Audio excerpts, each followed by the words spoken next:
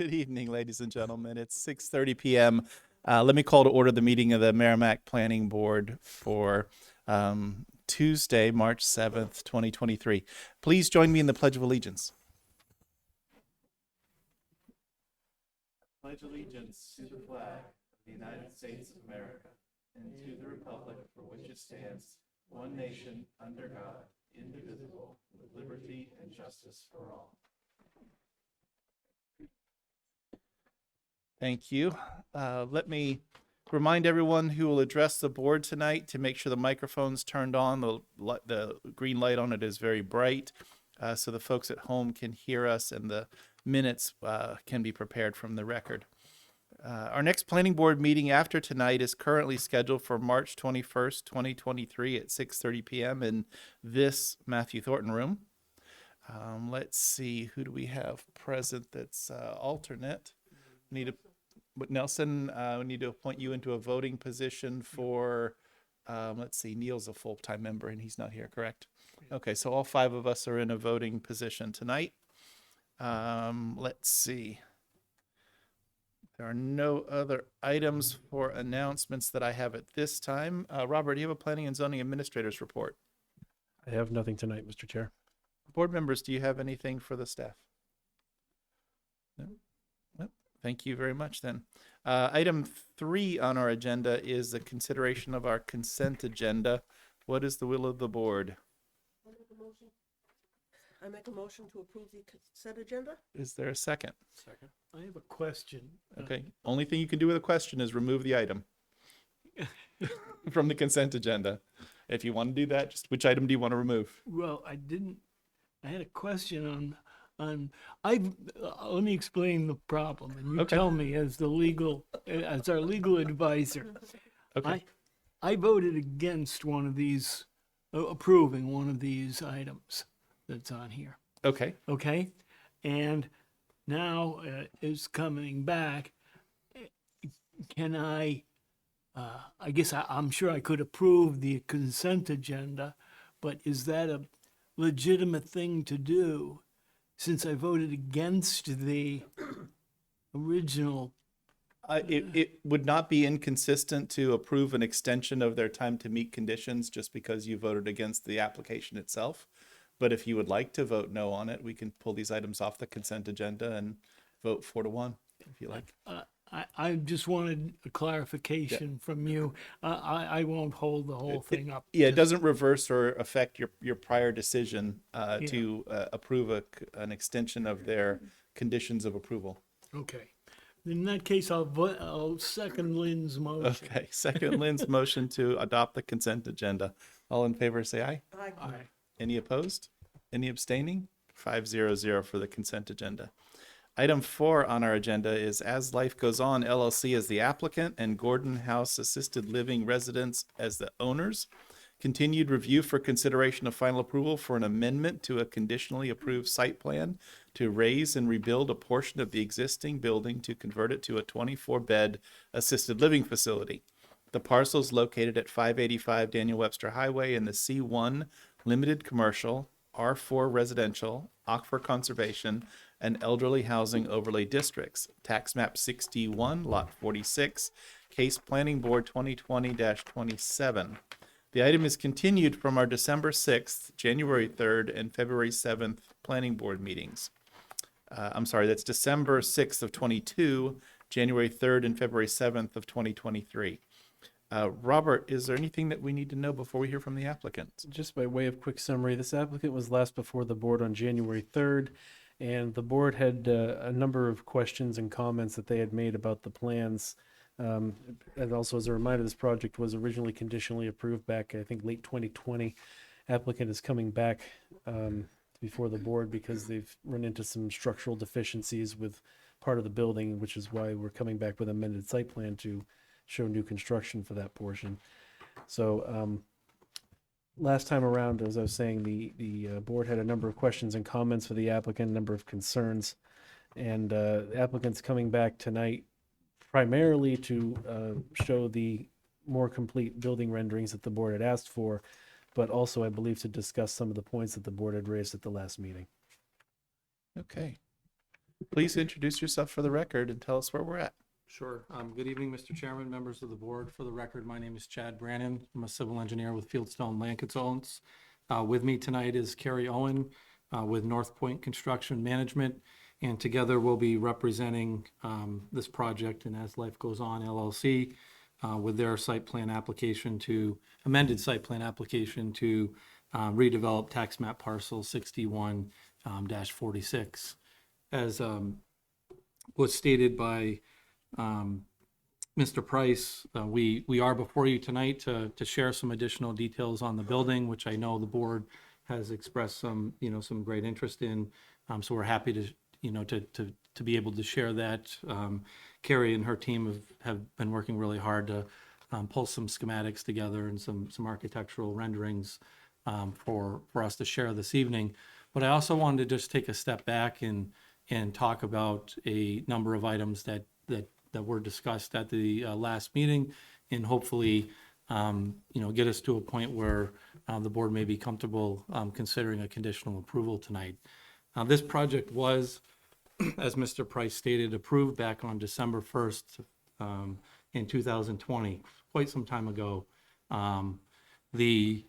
The project, unfortunately, through a thorough review of the existing building, primarily the old restaurant portion, the Levi Garrett portion, and the old barn area, kind of if you're facing the site from DW Highway, would be the left-hand side of the structure, proved to have, some water damage and really some structural elements that were not acceptable and just could not be rehabbed. So we came back before the board and after consultation with staff, really to just focus on the the reconstruction of that portion of the building. The goal has been always, my client's goal has been, he's got a really strong opinion to maintain the old Victorian home on the site, the kind of the old estate, if you will, and then really cast some of those architectural features onto the addition. Back when we received the original approval for this project, we did not have elevations, but obviously everybody's very familiar with the existing structure. But the board had a concern with, what is the elevator shaft going to look like? Because we were proposing an elevator kind of centrally located on the building. And so that was one of the conditions of approval. So our initial thought was this redesign will be a huge investment into the property, but will also really address those concerns relative to, being able to mask and hide, that elevator position. So the site elements from a civil engineering, a site design standpoint, all of those details haven't changed from the prior approved plan. But I do want to touch on some of them because some of the topics came up at the last meeting. With the original approval, we agreed to construct a sidewalk along Daniel Webster Highway, and that sidewalk was going to be removed from the edge of pavement, primarily to work around some of the really nice landscaping that's on the site, the mature trees, but also the topography of Daniel Webster Highway along the front of this property is flat, entirely flat, for a stretch of about 150 feet or so. So if we put a curb in on the edge of the pavement, then that would create a puddle. And DOT, certainly would not be happy with that. So that was part of the reason why we had designed the sidewalk as such. And the board ultimately agreed with that design with the original approval. So we're looking to maintain that. We never contemplated a sidewalk along Maple Street. Maple Street kind of has its own set of circumstances where it's a little bit steeper. The grades actually drop to the road. And frankly, there would be a very large additional cost that we hope in the board would, reconsider this evening because, again, we haven't changed any of the elements from the original approval. That wasn't something we had to contend with at that time, and we think that would be a real burden. And after sharing that with our client, there's already been a number of things that haven't gone quite according to plan with this project, with the existing structure, and so. We're really hoping that the board, may step away from that, that request. In researching the sidewalk master plan, there seemed to be a pretty strong focus on Daniel Webster Highway. So we're hoping that our original proposal in concurrence to construct that sidewalk along DW Highway would address the master plan goals and objectives. And, you know, we're certainly still willing to do that, and that is on the plan still this evening. As regards to the, you know, there was a comment at the last meeting relative to, you know, what is the need for the horseshoe kind of the drive? That was actually a really good question. And one of the modifications to this building that I think everybody will benefit from with this change, this site plan amendment, is that we'll be able to align the floors internally. By aligning the floors internally, it means that the left-hand side of the building, the part of the building that we're proposing to raise and demo and reconstruct, would not be ADA accessible from that horseshoe portion. I think the board very keenly focused on that at the last meeting. So we are okay, and we're in agreement to remove that. We've reviewed that had the ability to review that with our client. I think you'll see that that's kind of represented on some of the perspective views that we have before you tonight. But we're willing to remove that portion of the improvements, if you will. That would obviously just be a positive direction, reduction in impervious area. And in the staff memo, staff notes that the fire department did not have concerns with that as well. So, you know, that was really our, you know, the only other concern that we would have had. So we're happy to note that. As it pertains to the parking, it appeared as though, in my review of the, you know, the minutes and also the notes from the engineer that presented last on time, that there was some concerns relative to the parking. We do believe that this site has been designed, you know, again, it was previously approved, but more importantly, you know, we reviewed those concerns with our client, and he believes there's more than ample parking here to address the use. We meet the regulations, so we're hoping that will be favorably reviewed with the board. And then the only other topic, I think, outside of sharing some building details was when we proposed this site plan amendment, we were proposing really kind of a square building on the back left-hand corner. And of course, there's a zoning change in that area, which changes some of the setbacks. After reviewing that with staff, we basically had two options: redesign the building footprint slightly, or go to the zoning board for relief. And our client has chosen to modify the building footprint. Basically, what that means is just before the zoning change, there'll be just a jog in the building. It'll actually, I think, provide a nice, you know, kind of break in that facade along what would be the left-hand side of the building if you're facing it from DW Highway, or it would be the northeast side of the building as shown on the plan, if you're going by the north arrow. So we have revised the building to not have an encroachment, so we don't need to go before the zoning board, and we're, you know, hoping again that the board would consider that adequate, as it would be complying and meeting all of your regulations. And with that, we have no further objections to any, or we don't have any objections, I should say, to any of the recommendations in the March 2nd staff memo that's been prepared for tonight's meeting. So we're hoping, after sharing some of the details of the building, that the board may entertain a conditional approval again this evening, as my client does look forward to moving this project forward. It's been a long road to this point, and we hope we will have addressed at the conclusion of this meeting any questions that the board may have. So with that, I'd be happy to answer any questions that the board might have at this time relative to those details, or we'd be happy to hand the floor over to Carrie, and she can touch on some of the architectural elements of the building. Board members, do you have questions of Chad before we hear from Carrie about the architectural features? Nelson? Yes, I will have a question or two. You've sort of answered the Maple Street sidewalk, and I think we need to discuss that as a board. There's one thing that I noticed this time, and I had noticed it before, but I don't think it came up for discussion, was the presence of you said now that the horseshoe is going away. Is that how I heard you say? We're happy to, my client would prefer to keep it, but we're happy to remove it if it's the board's, if the board would prefer it to go away. Okay.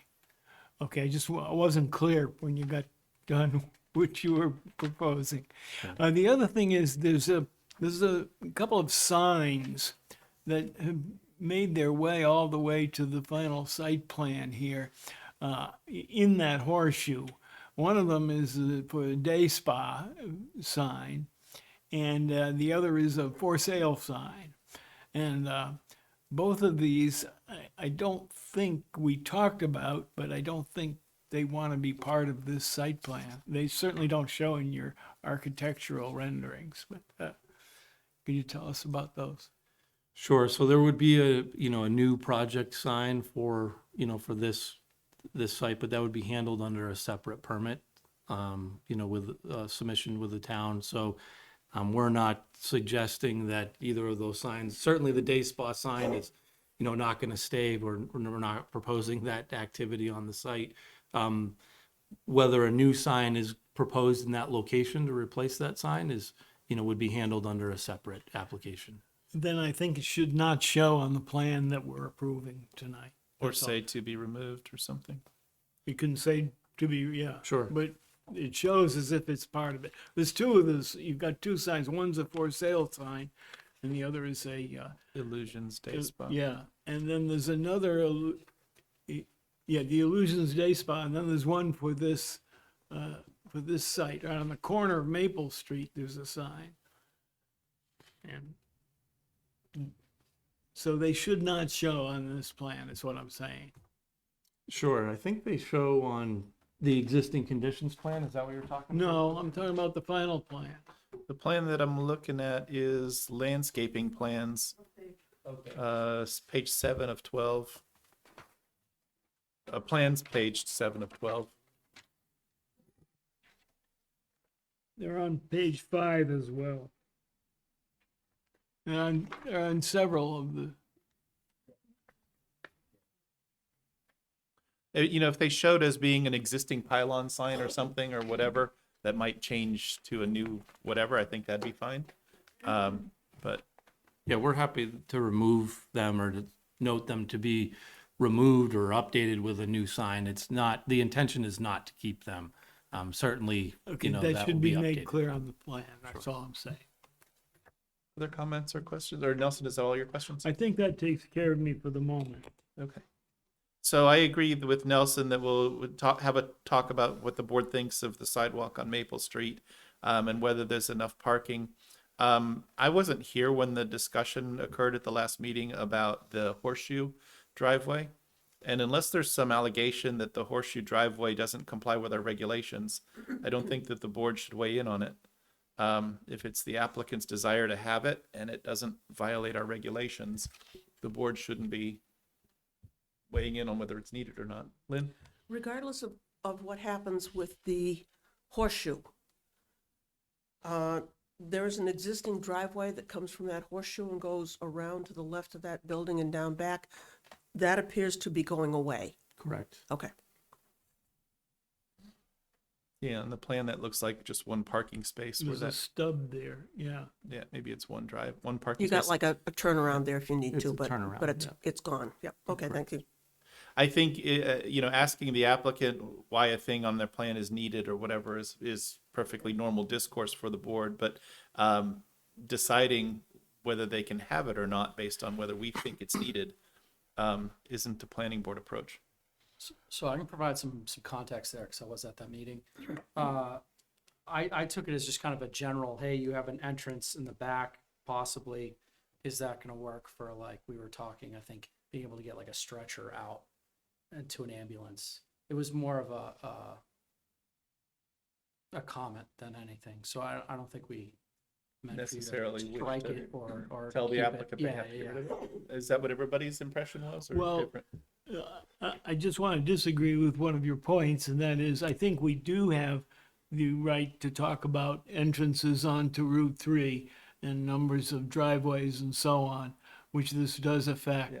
So I think it is within our purview of site plan review to review that as part of it. If it doesn't comply with our regulations, I would agree with you. And if it doesn't, I don't know in what way it doesn't, but if that's true, that would be the discussion, is it doesn't meet our regulations the way that it's configured, it has to go away. But in barring that, if it meets our regulations, I don't know that we would have a reason to weigh in on. We just leave it up to the applicant as to whether they want it there or they don't.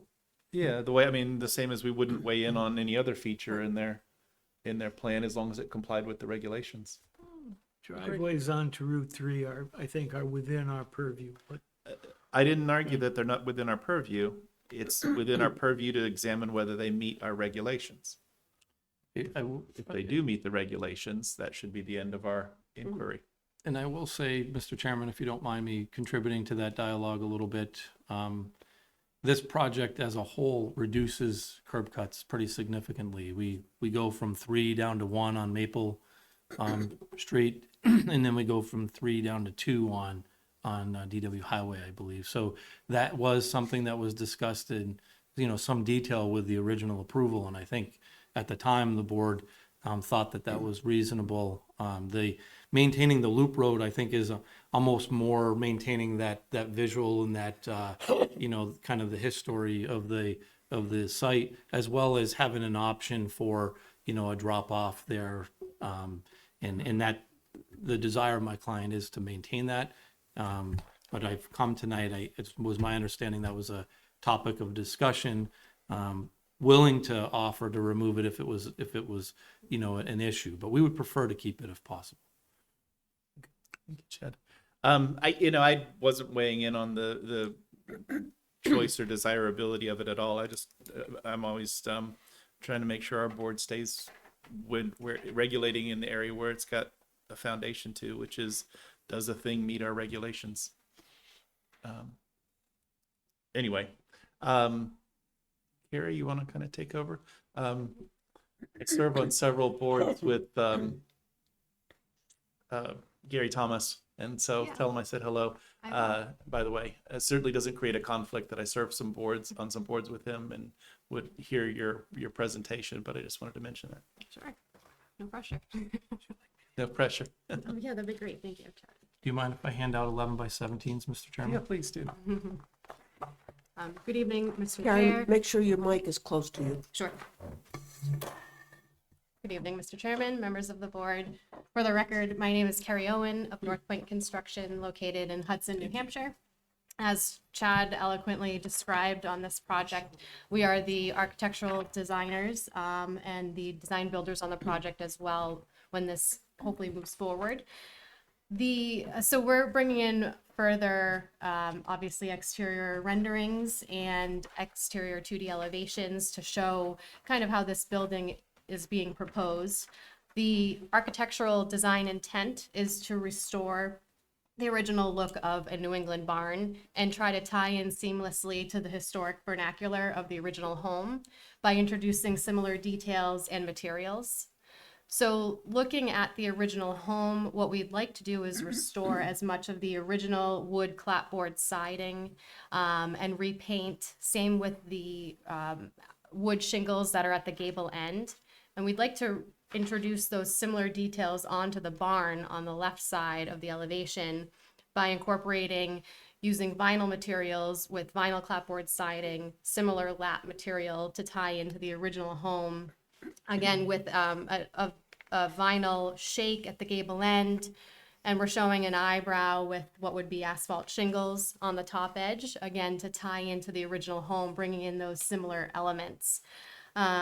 For the original home, we'd like to replace the original single hung windows with new vinyl windows to meet the current energy code and use the same as a new construction window on the new addition. The windows for resident spaces would be egress as required by code as well. And then we're also showing PVC trim to trim out the replacement windows on the new home and PVC trim on the new construction side as well. On the new barn, look for it to really highlight the element of the DW Highway elevation. We're showing a faux barn door with some clear story windows above. We're showing some faux windows on each side with also some shutters to really dress it up, make it look like the quintessential barn. And then, you know, in front to just mask it from showing or reading as an entry. We're showing a stone planter bed to, again, bring in some nice landscaping, dress it up a little bit, make it look like it's part of the original building and surrounding landscaping. And again, the whole intent is to make it seamlessly blend, look like it was part of the original historic building. We'd like to replace all of the asphalt shingle roofing as well, so that it all blends seamlessly together. And yeah, I think this will really look nice, and especially highlight that area in town as well. Thank you. Questions for Gary? Comments? I don't have any particular questions or comments. I thought the elevations certainly make it an attractive building, and thank you for providing them. I've always thought it was a neat old building, and I was hoping somebody would do something cool with it. So, with that in mind, have we already accepted this application as complete, Robert? It's not necessary. This is just an amendment. Oh, okay. Then, board members, let's take up discussion of the Maple Street sidewalk. Maple Street, not Maple Ave. The applicant is suggesting that it shouldn't be built, and we should discuss whether that is. I don't know that it would be a waiver, since I don't believe it's required to be built in the first place unless we decide it is. Robert, is that right? Sidewalk is not a waiver. It's board choice. It's our choice. Okay. I didn't hear you, Bob. Said the sidewalk is not a waiver. It would be board choice. Thank you. Board choice. Did we decide previously that it was gonna happen? I was not here for the last discussion that the board may have had about either wanting it or not wanting it. I think in past iterations of this property's reviews, I think we've decided not to require a sidewalk on Maple Street and to require the one on Daniel Webster Highway. And I don't know if we necessarily, we should probably understand the logic behind that and decide whether we still continue to agree with it or not, rather than just sort of pulling it from some past application and so it continues to be the right choice. I think from the applicant's standpoint, typically it's not a piece of sidewalk that would relate to their use or be useful to anything that they have going on. I'm sure that we've heard from them that it doesn't connect to anything further down Maple Street. And wasn't required of us on the other side of Maple Street when we reviewed that property. On the other side of the coin, if you are approaching the grocery store or trying to get across to Shaw's, that's probably a place where sidewalk would be. So, what's your thoughts, Brian? You look like you had an arm going out there. I'm definitely in favor of having the DW Highway sidewalk. I think that's necessary and want to see it however you put it in. I want to see it. I honestly don't see the need for a sidewalk on Maple Street. Foot traffic is negligible. The fact that it doesn't connect to anything, I don't care about, because you got to start someplace. So if it makes sense to put it there, you put it there even though it doesn't connect. But I don't think it makes sense to put it on Maple Street. I don't think there's a need. I forgot to comment on the DW Highway and the information you provided, Chad, about it being not a curb and separated from the pavement. From my viewpoint, that's actually a preferred driveway sidewalk construction. Yep. It's more comfortable and safer for the pedestrian to be a few further feet from the road with a little bit of grass in between. And I think it also is better from a drainage standpoint. So I have no objection at all to that approach to constructing the sidewalk. I think we've actually encouraged that on some other sites around. So, Nelson, what are your thoughts on the Maple Street? Well, this is difficult. It is difficult without ascertaining the neighborhood. It serves the neighborhood more than this particular site. I think that's my problem with it. I'm a believer in sidewalks, and I wish we had more of them, but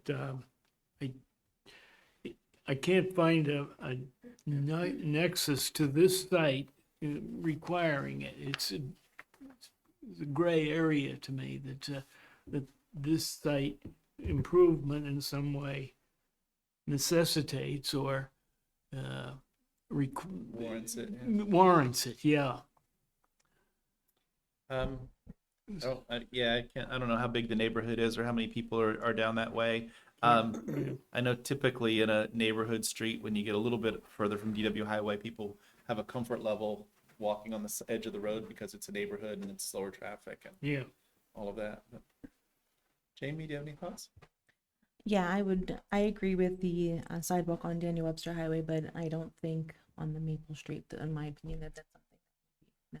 would be necessary. Seems like Robert? So that's all fine. If I could point board's attention to a couple of comments that I had made in the staff memo. There may be some opportunity that the board may want to discuss with the existing flagstone walk on site, which in looking at Google, Street View imagery looks to be in kind of rough shape. That may want to be upgraded.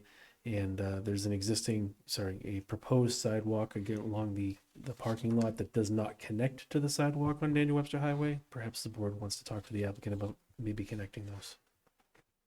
So where's the flagstone walk that you're talking about now? I don't know where that is. In the front, Yeah, kind of goes to the front to the door. main entrance. Oh, okay. I see it. My mic is off. Goes to this kind of the porch. I don't think that would be really the most used sidewalk. We are not an objection to connecting the parking lot sidewalk to the sidewalk along DW Highway. I think that's a good suggestion that we would be happy to embrace. As far as the flagstone walkway, we would like the ability to still use that material if my client so chooses, just to kind of keep that, that historic, appearance from the road. That is not a sidewalk that we anticipate getting much use. It looks like it goes all the way to Route 3 itself, to the DW Highway. It does. I think there was likely a mailbox, Uh-huh. on Route 3 at one time. Yeah. That's our suspicion. It kind of goes to nowhere. Yeah.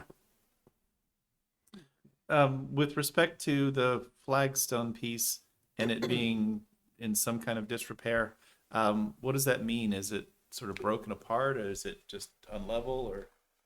I think it's been unused. I mean, the site's kind of been, vacant for quite some time. So I mean, it would need some, some repairs for it to be, a safe walk. It's gonna, And I think that, certainly that would be done as part of the landscaping, plan. it's Either gonna that go, or it would be replaced, but we would like to have that option, to be open to the landscape. I believe Ms. Christensen's got a photo of it. It's got grass kind of growing around it, tripping hazard type of thing for the occupants of the facility. Okay. Yeah. But You guys want to it's, see it? I'm kind of, Yeah, the way, Jamie's got it. my thought in the comment that I made is like one or the other. There should be some sort of a connection that seems to be usable for the residents of the facility to get to the Daniel Webster sidewalk. Well, yeah, a little bit of work, a little bit of cleanup. Yeah. It's fixable, yeah. Yeah, that seems to make sense to me. So if we're the sidewalk that we're talking about connecting from the parking lot is the one next to the building, and just going forward to the DW Highway sidewalk, is that it? That's correct. There's kind of a formal sidewalk proposed along the parking lot that we would extend to the DW Highway sidewalk. Okay. I think that makes sense in terms of the connection Yeah. there, and if the flagstone wall, I don't have any objection to the flagstone material. I just would certainly want it to be freshened up as the rest of the building gets freshened up. And Connecting that makes sense. I think it does. There was some discussion last time about whether there was enough parking, and the applicant is suggesting that there is enough parking and that it meets with our regulations. Does the board want to have any further discussion with the applicant about whether there is enough parking or not? I think they've got more than enough. What did she say? I think they've got more than enough. Oh, I'm satisfied with what they have. I don't see adding more parking on our feelings since the regulations, they meet the regulations and they feel they've got adequate. And I'm not in this business, so I don't know. And I'm willing to go along with the applicant's request that we just go the parking as shown on the plan. I think that makes sense as long as the applicant understands that, employees wouldn't be permitted to park on the street or, somewhere else. So it's got to work on the site. Yeah, he's got to make the site work and it's got to be on-site parking. Oh, absolutely. You know that, yeah. So, I know from working with projects unrelated to this one that assisted living is a really low parking demand kind of a Yeah. use. So, it doesn't surprise me that this number meets our regulations and the applicant thinks that it would be sufficient. Okay, it seems to have covered the three things that were the discussion items from last time. Have we done a public hearing on this yet, Robert? Do not recall. It's been a couple months. Okay, well, let's just do one, Do it even again. if we've done it Yeah. before. Yeah. Are there any abutters or interested citizens who wish to weigh in? We See. had comments last time. What's that? We had comments from abutters last time. Okay. Yeah. That makes it easy. Yep, we don't have any now. Okay, so we'll close the public hearing. What is the will of the board with respect to the disposition of the proposal? I'd make a motion to grant conditional final approval to the amendment site plan subject to the recommended conditions of approval presented in staff memo dated March 2nd, 2023, with the additional comments of the signs to be removed from the plan, no sidewalk to be added on Maple, and to clean up the existing fieldstone sidewalk, And connect the Connect other parking, sidewalk yeah. to DW? Sidewalk. and that as well. Robert, is there any statement of findings that are in your memo that need to be read into the record? Nope. For this, that's the correct motion. Okay. Is there a second for I'll Brian's motion? second. Second by Lynn, thirded by Nelson. Enjoy. If there's no further discussion, then all in favor say aye. Aye. Any opposed? Any abstaining? 500. Thank you very much for the presentation and for bringing us back the elevations. Thank you. Appreciate everybody's time. It's a good looking building. You've done a nice job with making it look good, look old and, Thank you. and consistent with the neighborhood. That's the goal. Where does the name Gordon come from? That was the owners. They were, The owner. I don't know where the name comes from. That's the name of the Maryland or something? owner of the property. Okay. okay, The past owner or the current owner? Oh, no, the current, I don't know. That's the LLC that Oh, okay. currently is in, but I don't know what the relation is. I could ask and get back to you. I was just curious. I think we'll be okay. Didn't know if there was some history there.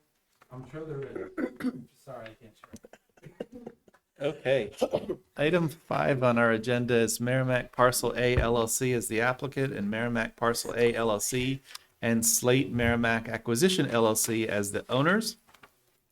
It is on our agenda for continued review for consideration of an amendment to a previously approved mixed-use development conditional use permit, calling for the replacement of 93,720 square feet of office space, 37,400 square feet of retail, 15,800 square feet of restaurant space, and a 5,000 square foot event center as part of Phase 2, with 208 multifamily residential units, 5,000 square feet of office, 6,500 square feet of retail, and 8,000 square feet of restaurant space, and a reduction of the 120 room hotel approved as part of Phase 1 to 100 rooms.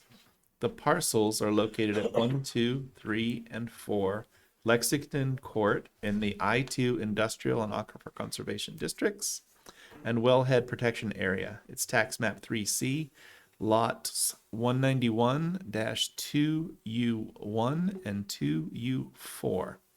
It's case Planning Board 2023-5. It's continued from our January 17th, February 7th, 2023 Planning Board meetings. And Robert, before we hear from, well, no applicant, I think we've got a problem with notice that needs to be corrected. Is that the issue? Yes, so the applicant, since the last meeting, has submitted a revised plan to attempt to address the concerns the board had.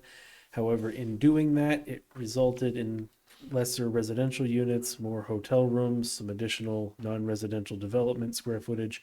So given those changes, that requires a change to the legal notice and a renotice to abutters. So their proposal doesn't match all those square footages I just read anymore. Correct. And so we get to start over. Okay, so the board should then table this indefinitely? Or continue it indefinitely? Table? Yep. Board members, the appropriate motion would be to table the motion, the application indefinitely. So moved, Mr. Chairman. Is there a second? Motion and a second to table the item 5 indefinitely. All in favor, say aye. Aye.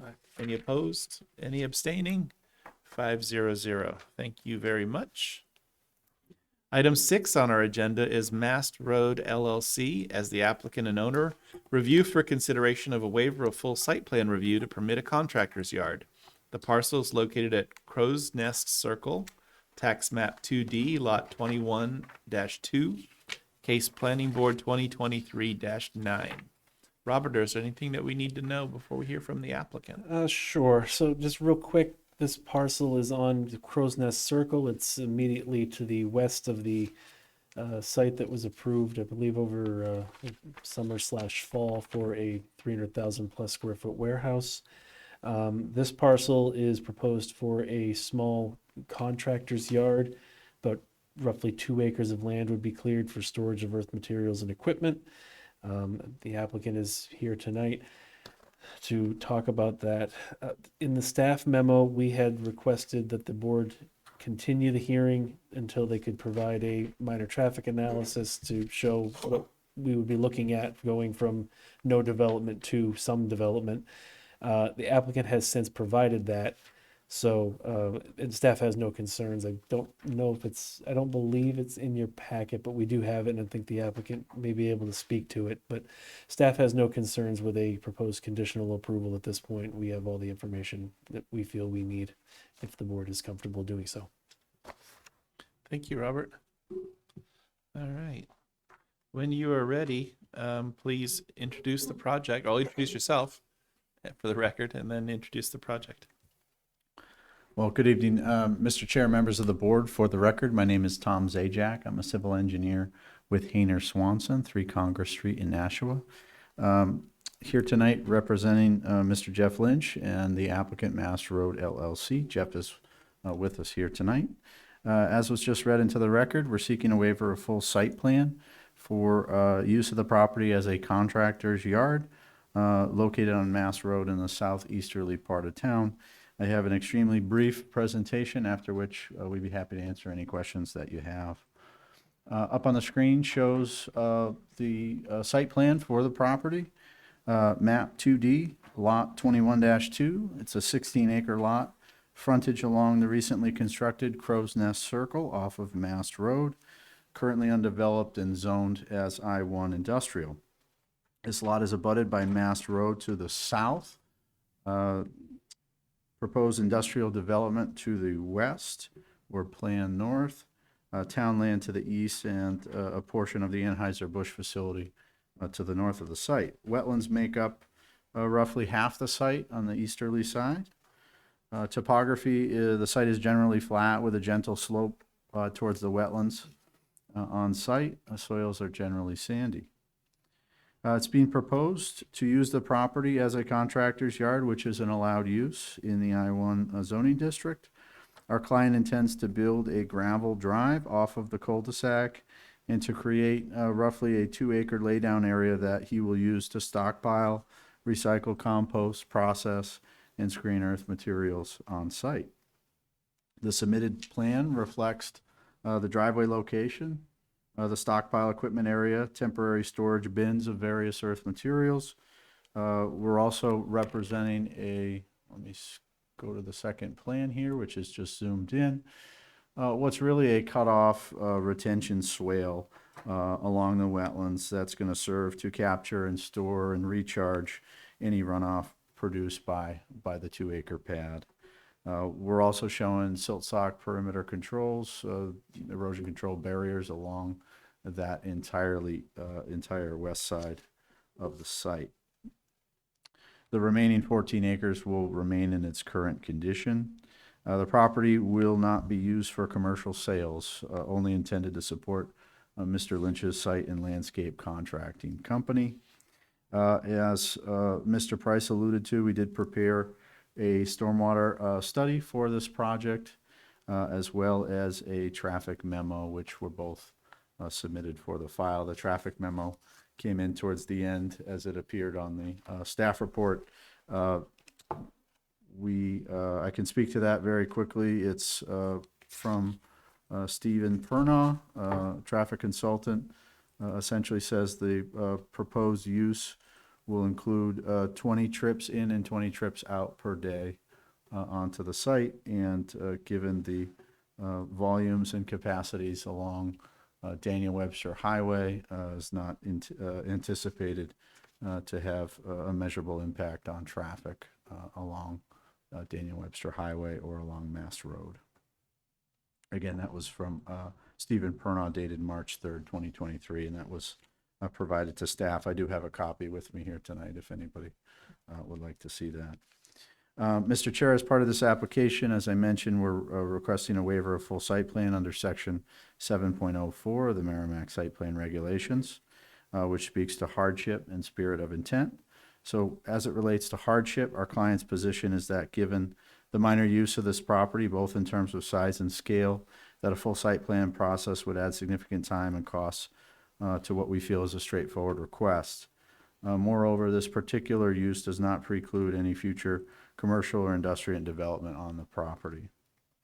With relate to spirit and intent, this request includes ample information for the board to make a decision in terms of the site plans provided, the stormwater report, and the traffic memo that I alluded to.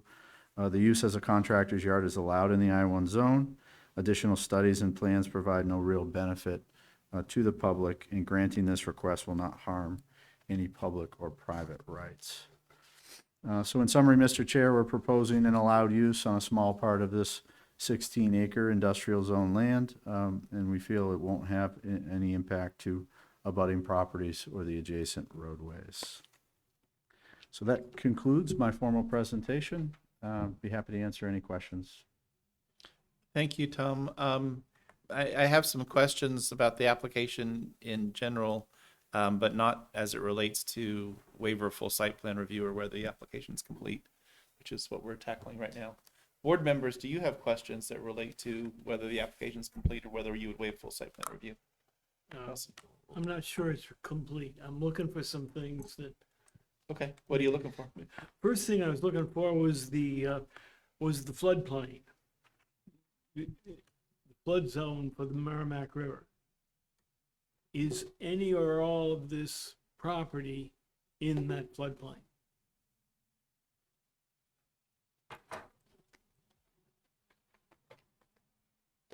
That is a great question, Mr. Disco, and I'm just looking, typically we would note on our plans as it relates to the floodplain. Note 10, Tom. Thank you, Robert. Okay, I didn't find it. Let me see. This site is located in Zone X as determined by the flood insurance maps.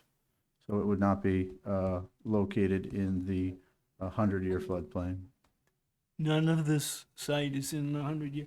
Where did you see that? I don't have a note 10, I don't think. Note 10. Oh, over there. Okay, I'm in the wrong list of notes here. This site is located in zone XAS. Thank you, Robert. What is XAS? Is that the 100-year?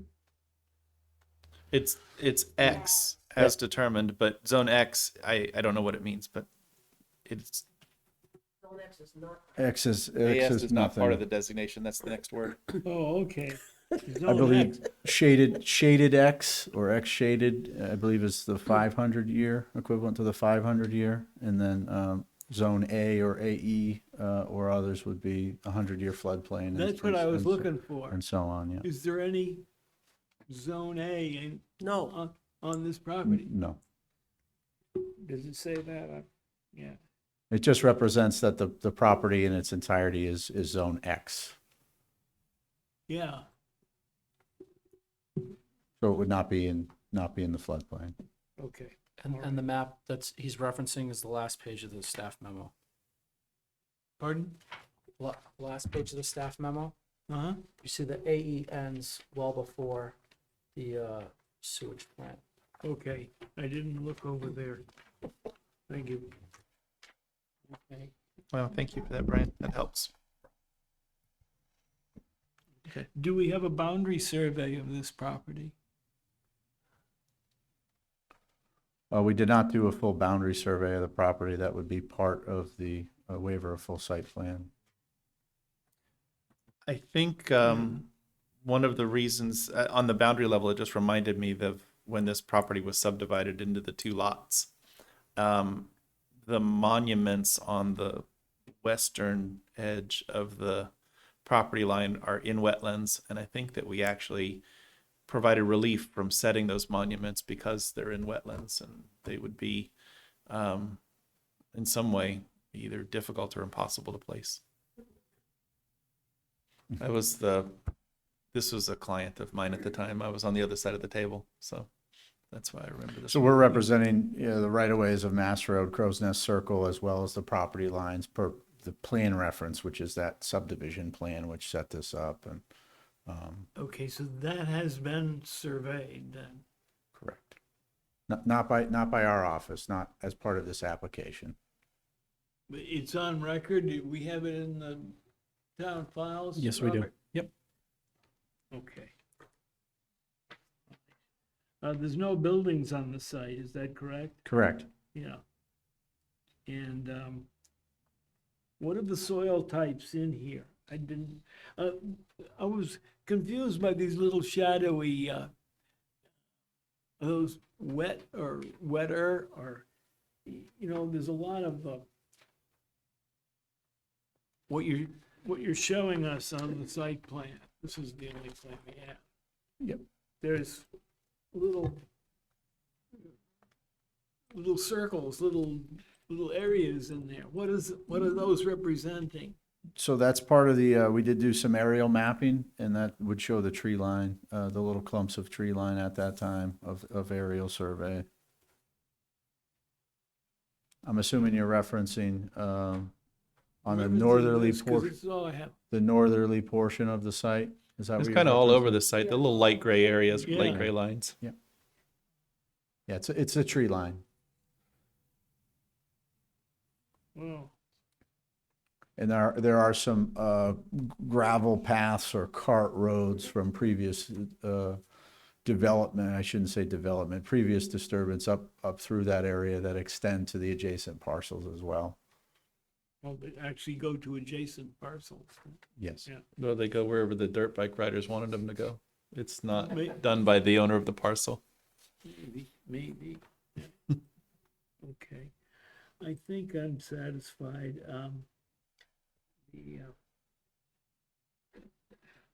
The other thing was on Pernod's traffic study. Was he looking mostly at passenger vehicles, or is he looking for trailer trucks? No, I think it's mentioned in there about pickup trucks and dumpster trucks Yeah. that would be coming in and out, and that's who would primarily be. I think the intent, if I may speak for staff, was to document the proposed use in terms of what we were asking for as part of this application. Yeah. Fully agree, yes. You're all okay with it? Okay, I have no further questions, Mr. Chairman. Okay. Members of the board, are we willing to determine the application is complete? So before we go to that, board may or may not be aware, I think we've mentioned this once, but there were some legislative changes that were done. And I happened to read the planning board handbook last week, and they've kind of reworded the acceptance process and waiver process ever so slightly. And if I could, it says an application should not be accepted as complete by the planning board if it doesn't comply with local regulations unless a variance and or waivers have been submitted and granted. So to me, that new language that unless a variance or waivers have been submitted and granted, that kind of reverses our process. You'd have to grant the waivers first and then move into acceptance. Yeah, whoever wrote the book is a little bit impossible because you obviously we'll be glad to do it that way if that sort of checks the box for everybody. But it makes no sense to grant a waiver for an application you haven't accepted. But is what it is. Yeah. Then let's decide whether we're granting a waiver of full site plan review. What's the will of the board? I Lynn? move we grant a waiver of full site plan review. Is there a second? Second. Motion and a second. All in favor, say aye. Aye. Aye. Aye. Any opposed? Any abstaining?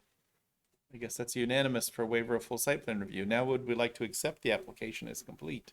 Should we put it under strict conformity, would pose an undue. Oh, yeah, Robert, are we clear on the criteria? Yeah, technically, you have to choose one of those, yeah. Yeah, so strict Strict conformity. conformity. Okay. Is there a motion to determine the application's complete? Are we comfortable with the traffic? I am. Okay. So moved. Is there a second? Second. All in favor, say aye. Aye. Any opposed? Any abstaining? 500 to determine the application is complete. The questions I had, I think you mentioned when you talked about the materials that'll be on site. Did you mention recycled materials or reclaimed materials? I did. Yep. Okay. Can you provide more information about that? Because I know that sometimes reclaimed or recycled materials are environmental issues that need some attention in one way or another. And in shocking ways, like recycled asphalt is a hazardous waste. So Mr. Lynch can correct me if I'm wrong, but I believe it's mainly processing or crushing concrete or other gravels to make various construction materials, bank run gravel, to be reused. We had considered the closing of a landfill space that was a really old property here. And that kind of material was an issue that caught DES's attention, that it certainly couldn't have been brought to that site as a recycled or reclaimed material because of its environmental aspects in some way. And I don't claim to understand it, but have you guys had contact with DES about this site? No, we have not. No, Are you disturbing enough space to need an AOT? we are not. We are not. That's kind of the purpose of coming in with this footprint. And for full disclosure, I think if Mr. Lynch continues to be successful, he would be likely back before you with a much larger project, potentially with a building on the site that obviously would require, full site plan approval from this board. Okay. The other bins and things for storing materials, is that bark mulch and all that jazz? Correct. Are any of them, they're all bark mulches are dyed and stained these days. Are they covered or open to the weather? No, I believe they're open to the weather.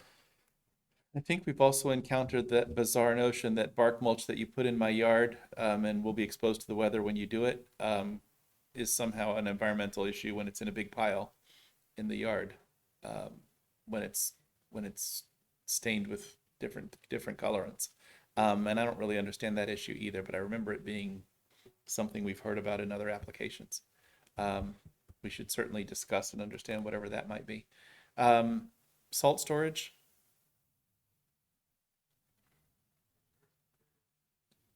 Yeah, any earth material, so there could be some salt storage here. Yeah. So salt storage for snow removal or salt sand mix, whatever, would absolutely have to be covered, and it may not be permitted in this area as well. I don't know if we're in the aquifer protection area. Robert, are you aware? Give me just a second, I'll verify. Okay, we'll talk about something else while we're doing that. The equipment and things that are parked on there, is it sort of landscape equipment, an excavator, a loader, that kind of thing? Correct, yeah, dump trucks, construction equipment. Yep. Fuel tank?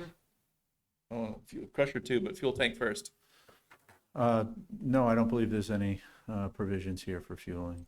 Okay. Obviously, if it was a pickup truck with a fuel tank in it or something like that, that's not something that we regulate. But if it's that same tank sitting on the ground, or obviously an underground tank or an above ground tank or whatever, whole different matter that Correct. we'd have to regulate. It's probably worthy of having a note on the plan that says no fuel tanks. Nelson. Yeah, well, you brought to mind about the possibility of bringing in bulk material that then has to be processed on site. I don't see any facilities or buildings to do that, and I think we need to know what's going in there. I think we need a site, and I wanted to know if there was a crusher on site, because crushers in some places can be environmentally noisy, very noisy, and have brought the attention of nearby residents when that sort of thing is going on. So we need to know more about that. Or we're going to. Do you know what the plan is for treating old materials? Is it going to be you talk about breaking up concrete? Is that a rock crusher or? Yeah, I believe there would be a crusher on site if there's a processing of material. Yeah. Okay, well, then we've got to. That I don't know that the crusher itself counts as a structure, but it typically has a fuel tank and it typically has a concrete pad under it, and those kinds of things. If it's a permanent one, maybe even some sort of apparatus to pile up the gravel that comes out the other end in one way or another. Robert, does any of that sound like we should be concerned that it's a structure? Sorry, I was focused on the aquifer and stuff. What was the structure conversation? With respect to there being some kind of a rock crusher there, and I don't even know what kind or what it looks like or whatever, but have we discussed that enough with the applicant to know that that is or isn't a structure? If there was a rock crusher there with whatever might go with it? I don't know that a crusher would be a structure because it's not permanently affixed to the land. Usually they're not. Usually they're out in the open. Yeah. Correct. I did confirm, Mr. Chair, that it would be a portable crusher. Okay. What did you find out about Answer for the other? Yes, the entirety of the site is within the aquifer district, so there are a number of restrictions on hazardous materials, toxic materials, uncovered salt, etc. Okay.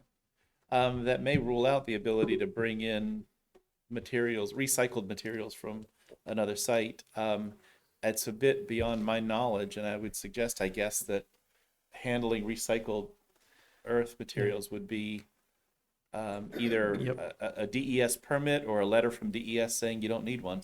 And actually, Mr. Chair, processing for recycling of hazardous or toxic materials is explicitly prohibited by the zoning ordinance in the aquifer district.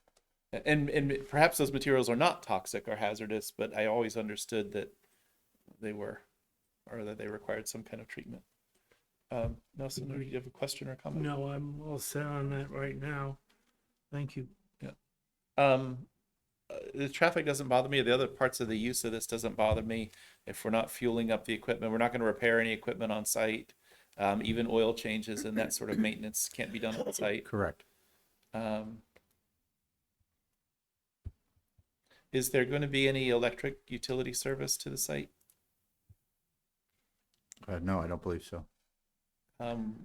Any bathroom or water service, or even a job, like a work site trailer or anything on site? I don't believe so, no. Okay. Obviously, a work site trailer would be a structure. That would be part of site plan review if it was there and connected Correct. to utilities. Correct. Okay. Yeah, I actually apologize. I was reading from the wellhead protection. The wellhead protection does not cover this site. So what I just cited for the toxic materials seems to not apply. Because it's not wellhead, it's Yeah, it's aquifer. right. Just aquifer. The processing is acceptable. It would be not if it was the wellhead. Okay, but even with processing, it still needs to be processed correctly and not cause any environmental impact. Right. How do we know that that's happening? I mean, I don't want to be sideways with the applicant for no reason. I just want to make sure we're protecting the community. Yeah. Is it simply just an inquiry to DES to say, does this kind of activity need a permit?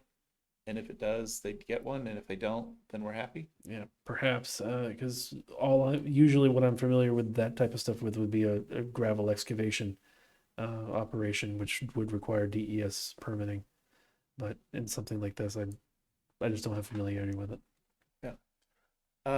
Would you be comfortable with, excuse me, Mr. Chair, would you be comfortable with adding a note to the plan that the proposed use will be compliant with, all DES regulations as it relates to the proposed use? In terms of documenting that?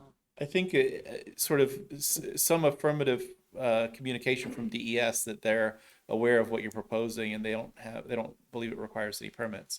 Okay. Is more what I was thinking, a letter or something for the file. I think in order to approve it, we need to know what the materials are that are gonna be brought in. So they've gotta be spelled out. We can't be this vague about it. You know, if you're gonna bring salt in, we wanna hear about it. If it's crushed gravel, Yeah. if it's crushed asphalt, we wanna know. We wanna know what is going on.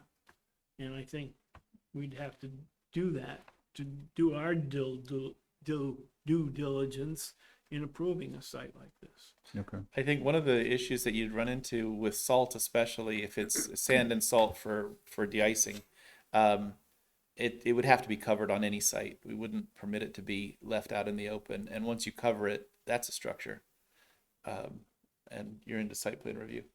So, or at least potentially. I mean, I don't know if you could cover it with a tarp or something like that, but it seems like we would want to know that information.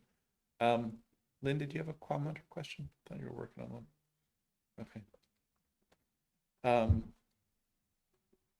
Robert, if we were, or as we're considering this application and it's being proposed as a contractor's yard, are we considering the type of contractor's yard that this applicant's proposing? Or once it's a contractor's yard, then he can sell it to the painter or the plumber or the general contractor that's going to stack lumber, or what? Yeah, I feel as though the ordinance is kind of vague. The contractor's yard does kind of cover everything, but it would be nice to have in those cases, well, it's not necessarily a change of use, at least, even if it was just administrative, somebody new coming in to kind of update the activity that was taking place.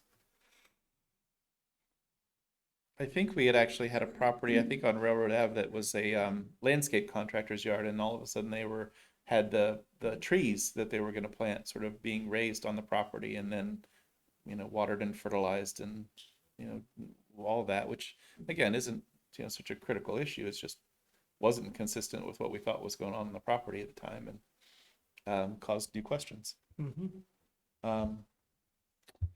Are you, Tom, are you able to take some time with the applicant to kind of go over the materials and really get specific about those kinds of things? Or is it an unknown where you don't know until you know what job you got that requires you to? Jeff, do you want to come up and speak?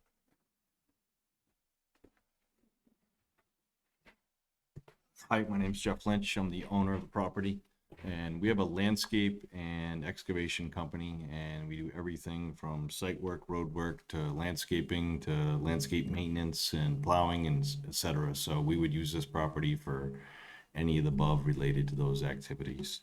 As far as materials brought in, it would be loam, leaves, composting, crushing, screening, processing of all earth materials. Nothing that's deemed hazardous, I would say. Okay. So those kinds of materials, as long as there's no construction debris or recycled concrete or that sort of thing. Well, let me speak to that. As far as like concrete, we do crush concrete and we reuse concrete and whatnot, and that's part of the process. Okay. I just don't have enough memory of what the issue was with that before. Can I ask about snow from offsite being dumped here? No, we don't have any intention of dumping off-site snow here.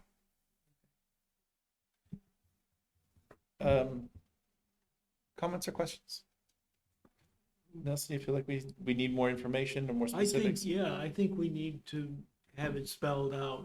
So for, as Robert said, for the future, as time goes on, things may change, and I think we should know what's going in there. And I'd like to know more about the situation with the concrete to know whether we can approve it and it makes no difference because it's not an environmental issue, or whatever there is, if it is an environmental issue, that we've approached it from the right viewpoint as a planning board. And I honestly don't know where the answer is. I don't necessarily assume that it's going to be environmentally bad, but I remember that coming up with, what was that landfill? Old Longest? Longa's property. They wanted to elevate, cap off the top of it with old recycled, reclaimed soil yeah, and broken concrete, and it killed their project when it couldn't happen because DES wouldn't allow it, or they treated it as a hazardous waste. Okay, if we need more information, we should decide what information we need and send the applicant after it and okay, go from there. yeah. What information do we want to ask the applicant to produce? And Lynn? I have, not quite related, but when you're talking about snow removal, you're talking about salt and sand? We don't Planning on use, storing it on we- site? we would, if we stored salt, it would be covered. And how would you cover it? Either with a tarp, or we'd go for a planning board approval or a building permit approval to put a structure over it. Okay. Just a temporary, not a, Just basically so you a understand, bin you need blocks, to. Yeah. bin blocks with a cover, that's Okay. all. Other comments or questions? So I think we need to know what the materials are they're gonna put there.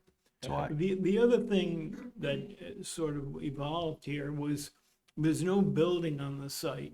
And if there are operators that have to work there, I mean, it seems you need some kind of facilities.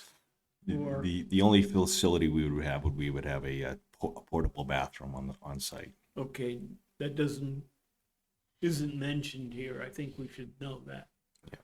But we don't, at this stage, at this position here, it would be, someone would not be on site all the time here. This is basically materials trucked in, processed, trucked out. It's not a permanent site as far as what we got going on. In the future, we would come for a full planning board approval to put up a building and do everything on a larger scale. This is a very small scale operation. Okay, that's part of the Of understanding. application then, I guess. Yeah. Is that how it's applied for, Robert? If he were to come forward with a larger scale operation, No, with this operation as he's got it, there's no buildings and there's no facilities for workers, rain or shine, snow or sleet. And that's the way he wants to apply for it right now. Is that clear in the application that you got, or? overall, yes, I would like to see the materials noted on the plan. I think And, so. and that way it's more clear as to exactly what's going on with that. But outside of that, I don't see a reason to go to a full site plan, which is why we kind of advise the applicant to go this route. That makes sense to me. Mr. Chair, if I could, it does note on our plan, temporary storage bin, temporary laydown area, and I think the traffic or the truck trips that we've documented is insinuating a very, smaller temporary use in terms of 20 Yeah. trucks a day, so. Yeah. I just wanted to be sure we have it documented Understood, somewhere. understood. Yeah. And I can speak to the materials if you're willing me to. Yeah. So the primary use is probably loam, compost, gravels, crushed stone. We will have some concrete in there limited, but we crush it and we process it and we haul it back out is basically what we do. And bank run gravels, we'll crush bank run gravels, process it and haul it out. There's nothing like we're not creating a landfill or a fill area or anything like that. It's basically materials brought in, processed, and then hauled back out to construction sites. And then composting of loam and screening of loam and things like that. So you're trucking in larger granite and crushing it into Correct. rocks? In our operations, as far as site excavation, we'll do site excavation, and we'll have excess materials on properties that would qualify for materials to be reused and reprocessed. So larger soils and whatnot, we come in, we'd crush it down to size, and then transport it back out for use on construction sites. Okay. I think the notion of the reclaimed or the recycled, and especially recycled concrete, is a sticking point where I would either need more information or to not have it on the site. The other things that you're talking about, loam and leaves and grass clippings and even salt and sand if it's covered, are all things I think we could manage our way through tonight in a decision. But if concrete is an essential part of the puzzle, I'd say we have to pause and learn more about that to know that it's okay. And it's your choice which path you'd like us to choose. And it's a very limited use that we would be doing with that, but I want a full disclosure as far as tell you it's a possibility that yes, it could happen. Then let's get more information on what that is and understand whether that it doesn't have any environmental risks associated with it. I don't think you want to be associated with any environmental risks either, especially not sitting in the middle of the swamp there. No. Because you couldn't get any more swampy than that site. With that in mind, how do we get that information to understand whether these issues have environmental challenges with them? Normally that would come through peer review, but we waive full site plan review. Having the applicant provide correspondence from DES that trucking in concrete on site is an acceptable activity, or asphalt or whatever else. Okay, I'm happy with that. Other information, sort of getting the list that you orally gave to us, submitting that in writing. If there aren't any structures and there aren't any utility connections on the site the way that you intend to use it, it certainly makes sense the way that you've described how it's going to be used. Does that, Robert, require any kind of note on the plan that no building permits or certificates of occupancy without further planning board review? Or is that obvious to the world that? Yeah, I think that's kind of an obvious thing because it's a commercial site. Any structures would require a site plan for them. So if the second he goes to pull a permit, the building department would flag us to say, hey, do we have approval for this? Okay. As long as we can rely on that to happen, I think that's fine. Other comments or questions? Yeah. Okay. In any of the landscape type materials, is there any whatever the product is from chipping up trees or cutting logs or trees or whatever and chipping them into? We do Whatever bring that in is. wood chips and we use them for erosion control. That's a more acceptable method of erosion control now instead of silt fence, because it's more of a biodegradable product there, and it allows the animals to traverse from one area to another without having a fence in the way there. So we do bring a lot of wood chips in, yes. Okay. You guys, is that part of your business that you would go to someone's property and trim trees or cut down trees for them or whatever? It's a function of our business, yes. Okay. I don't necessarily think that there's any issue with that. I don't know if the world that's worried about invasive species has any concerns about whether any of that material could transmit an invasive species from one place to another by the leaves or whatever else it's chipped up. Yeah. It's probably another question to understand a little bit about. I don't think it's an issue, but I think it's kind of our responsibility to make sure we know. Okay. Anything else that we feel like we want to have the applicant find out for us? Just one thing, in terms of, parking of vehicles, it'd be nice to denote on the plan kind of where you plan on doing that, or if they're gonna all just stay on Crow's Nest Circle or. But everything will be on site. Actually, the comment that I made about the chipped up materials, you don't have to chase your tail on that one. Our own transfer station does that year in and year out all over the place and gives away the mulch, and everybody puts it everywhere and nobody's worried about the species or even the bugs. that are in it, so you don't have to be worried about it either, I don't think. At least not from my perspective. Okay. How long do you think you need to get a letter out of DES? I would like to think we could accomplish it in 2 weeks. You're Terms of- ambitious. Putting together a narrative. Got more faith in DES than most. Good for you. If you think you can do it in 2 weeks, our next meeting is in 2 weeks. Robert, can they get on the agenda, or do they have to have materials available before then, or? They would technically need it ahead of time. Under normal circumstances, staff would not have any time to review it, but if the board's comfortable with that, then that's fine. Otherwise, we'd be looking a month. Okay. I think if it's a simple letter from DES that just sort of gives their opinion on things and not a 20-page scientific, treatise on. Yeah, I think, and frankly, if we get some kind of a incomprehensible gobbledygook from DES, then we'll deal with it when we get it. Yeah, our hope would be to describe or write down on paper what we described tonight in terms of materials and operations to kind of formalize that for the board, and then get DES's blessing on that use. Okay. All right, then we could potentially continue to March 21st. Do you want to do any public comment before that, or save it for the next time around? Yeah, if anybody's here that wishes to weigh in, are there any abutters or citizens who wish to weigh in on this? No, well, if there are next time, we'll certainly have another chance to do that. Chad? Just offer some friendly feedback on the recycled material. We've permitted sites like this in the past, and you'll typically get that letter from the Solid Waste Management Bureau. And the state of New Hampshire does not regulate concrete as a hazardous material as long as it's not painted.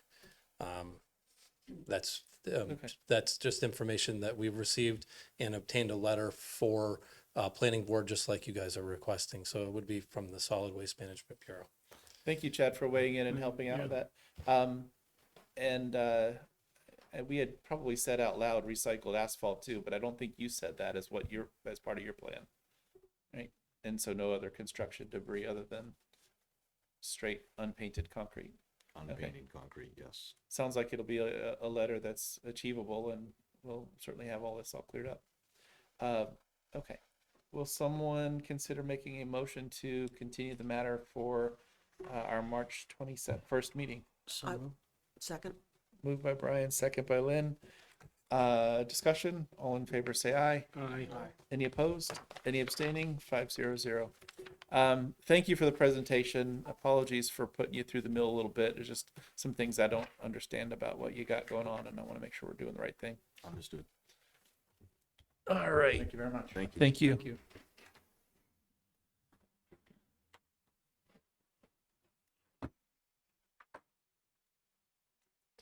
Okay, item 7 on our agenda is Jessica Rourke as the applicant and owner.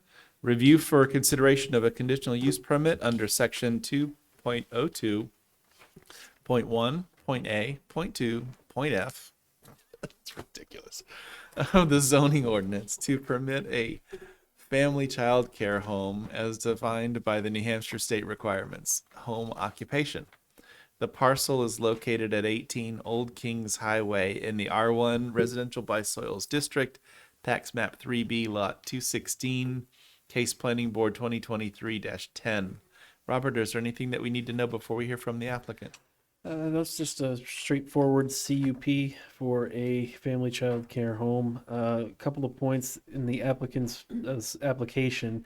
They did not provide information as to how many children they plan to accommodate, so we'd like the board to get clarification there, as well as not discussing any pickup drop-off procedures or anything, so the board would like to get some clarification with that. Other than that, staff would recommend conditional approval.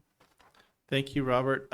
Please introduce yourselves and introduce your project, and in your general explanation of what you got going on, see if you can address some of those questions that Robert presented about number of kiddos and number of employees and that sort of thing.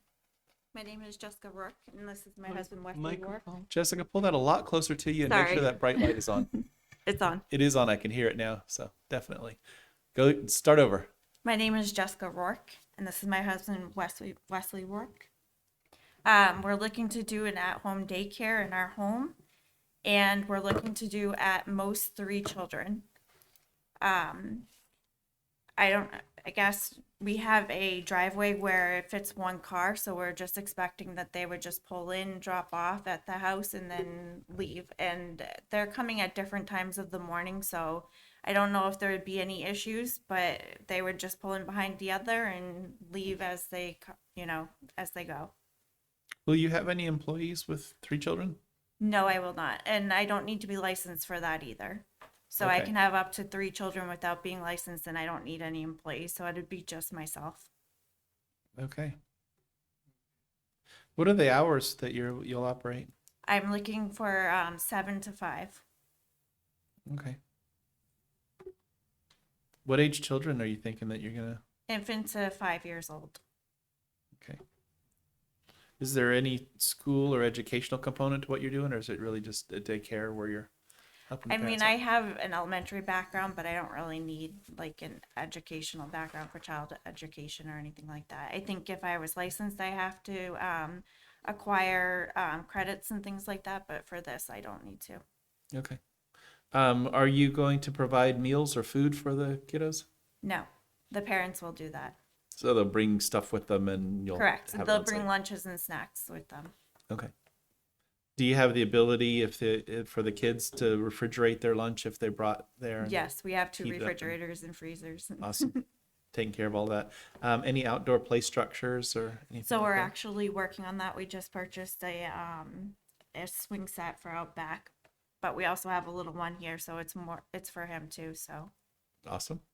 Excellent. I don't know if and I know you don't need a license, but I don't know if the regulations of childcare centers have any particular installation standards for swing sets to make sure that they're not going to tip over or fall over or whatever.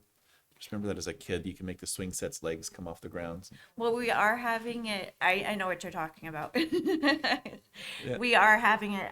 Someone come out and actually put it together. We're not doing it ourselves, so I'm sure they'll make it structural. Okay. Is there, or what are your plans in terms of any kind of bark mulch or that rubberized material underneath it in case kids fall off the swings or something like As that? of right now, we just have the lawn. I wasn't sure if we had to do anything along those lines. It was a discussion that we had. I think because you're unlicensed, you probably don't have to do anything. Right. But I think the preferred, not preferred by me, but preferred in the industry, is that rubberized. It looks like bark mulch, but it's Yeah, I know actually what made you're out of talking rubber. about. Yeah.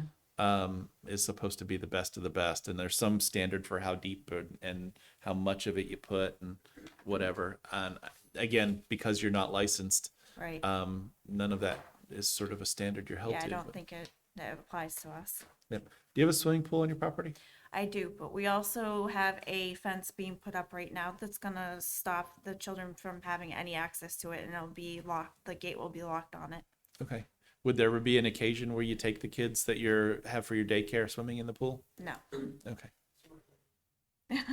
Good choice. We might have a baby pool, but we won't be able to bring them in the swimming pool. Okay. So you're going to build a fence that They're working separates on it right now. that area? Yeah. Did we have in your submission a picture of what the lot looks like? No. It just asked for the driveway. We took pictures of the driveway. There's pictures of from the street Okay. of the house, and there's the aerial view. Does anyone have, while I'm looking at these pictures, does anyone else have any questions about what's proposed? This is what it looks like if you want. Yeah, I just got them on here. Oh, okay. Thanks. I have no further questions, Mr. Chairman. I have no problem with this. Yeah, I don't either. Usually we have a bit bigger proposals for the childcare facilities. Oh, are you gonna have a sign out in front or anything? No, I wrote that in there. No sign. Okay. How will your potential clients know that you exist? So I've been posting things on Facebook, and I've talked about putting up a website. Yeah, it's probably not hard to find parents looking for daycare. These Not days. right now. No, just tell them you're available. You'll certainly have your 3 filled up. We've already had quite a few people interested. Okay. Is there any outdoor lighting in your driveway? area? Yes, there is. Tell me about what's there and what parts of it are lit up or We potentially have lit up. 3 spotlights and we have backyard lighting and we have a walkway that goes up to the front door that has lights next to the door and lights along the walkway. Okay. More which than enough to leads right satisfy from the my- driveway, and in the driveway, there's one of those ring cameras that has the lights. It's a motion sensor. Motion sensor turns on. That's perfect. In the wintertime, a 5 o'clock pickup will be in the dark, and obviously, if there's kiddos moving around vehicles, you want to make sure you got some lights. Sure. For how to do that. Yeah, I don't have any other questions. Robert, have we covered all the issues that you wanted to make sure we discussed with the applicant? Yep. Okay. Then we don't have to accept it. Are there any abutters or interested citizens who wish to weigh in on the proposal? Seeing none, what's the will of the board with respect to the application? Lynn? I'd like to make a motion, yeah, I am on, to find that with the proposed conditions of approval, the conditional use permit application meets all applicable regulatory requirements, and further to grant conditional final approval to the conditional use permit, subject to the recommended conditions of approval presented in the staff memo dated March 3rd, 2023. Thank you, Lynn. Tim's making our job hard with all of that verbiage. Reminds me of when Alistair was the designated motion maker for every meeting. Is there a second for Lynn's motion? It was Brian. All in favor, say aye. Aye. Any opposed? Any abstaining? 500. Thank you very much. Good luck and Thank you. be safe. Thank you. Excellent. Back to my agenda. Fraser, 8 on our agenda is Fraser Square Realty LLC as the applicant and owner. Review for consideration of a waiver of full site plan review to convert an existing mixed use, 2 approved units of residential and commercial property into 6 multifamily residential units. The parcel's located at 2 Railroad Avenue in the C2 General Commercial, I-1 Industrial, Aquifer Conservation, Elderly Housing Overlay, and Town Center Overlay Districts, Tax Map 5D4, Lot 79, Case Planning Board 2023-11. Robert, is there anything that we need to know before we hear from the applicant? Just a quick summary. Applicant is looking to convert an old, now empty commercial building into residential. The property would be proposed to have a residential density of 6 units on it, with 4 being in the commercial building I referenced, 2 being in an existing building in the back. A variance for the density was required and granted January 2023. Okay. Well, good to see you again, Chad, but introduce yourself one more time. Sure. For the record. Tell us what you got. Good evening, Mr. Chairman, members of the board. For the record, my name is Chad Brannon. I'm civil engineer with Fieldstone Land Consultants. With me tonight is the owner, Mark Rivet, and together we'll be presenting this project, which, as Mr. Price stated, is essentially a conversion of the existing buildings on site to be all residential. This proposal consists of converting the front building into 4 residential units. Currently, the building exists as a commercial space on the first floor and then has 2 units on the second floor, with 1 residential unit in the building out back. This proposal would consist of basically demoing and reconstructing the building out back into a 2 unit. So you would have essentially a conversion, if you will, of the first floor of the building out front into 2 1-bedroom units, maintaining the units on the second floor that are currently residential, and then reconstructing the building out back to be more modern construction, which would be a 2-unit building. We were successful in securing zoning relief for this conversion, and so the next step is to come before this board seeking site plan approval. We are requesting a full waiver of the site plan review, primarily because all of the site improvements exist. And what I mean by that is we're really developing the building out back is essentially the same size as the building that exists now. We're proposing a minor expansion of the pavement on the right-hand side of the site, or which would be the west, the kind of the back west side, where we're just widening the pavement a little bit to allow for 2 parking spaces to be adjacent to that unit out back. But we're eliminating a fair amount of pavement on the front side of this building. Currently, there's 2 parking spaces on the front of this building that back up out onto Railroad Avenue. That's not a configuration that is kind of currently accepted in site layout, so we thought it would be a good idea to curb that area and make that a raised landscaping area. So there'd be a net reduction in impervious cover as a result of this site plan, thereby really addressing one of the larger items that we typically address in a site plan review, which would be, stormwater mitigation and improvements.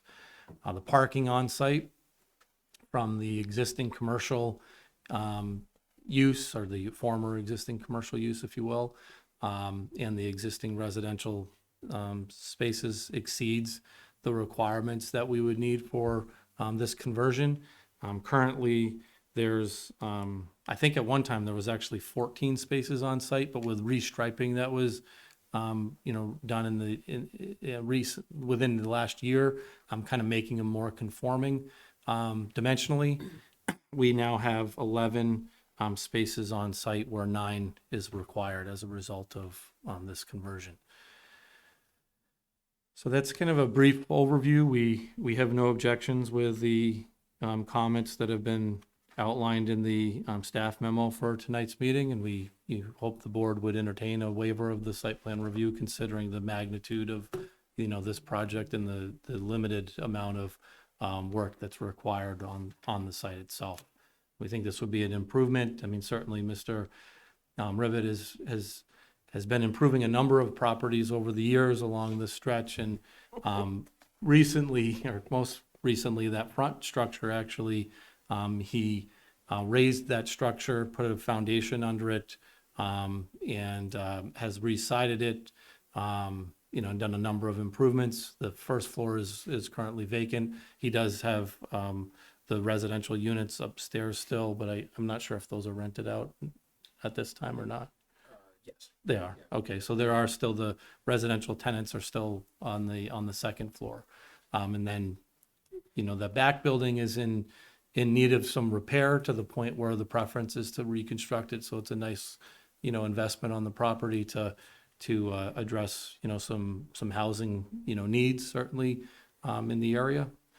He's been very successful with rentals that he has in towns and other locations, including on adjacent parcels of land. So we're happy to try to answer any questions that the board may have, and hope that the board will consider a conditional approval this evening of this project. Thank you, Chad, for the presentation. It certainly was interesting to watch from a distance as the building was moved off its foundation and rebuilt, and then to go onto Facebook and see what all the denizens of Facebook thought of the idea as well. It certainly did spark quite a dialogue there too. So kind of neat.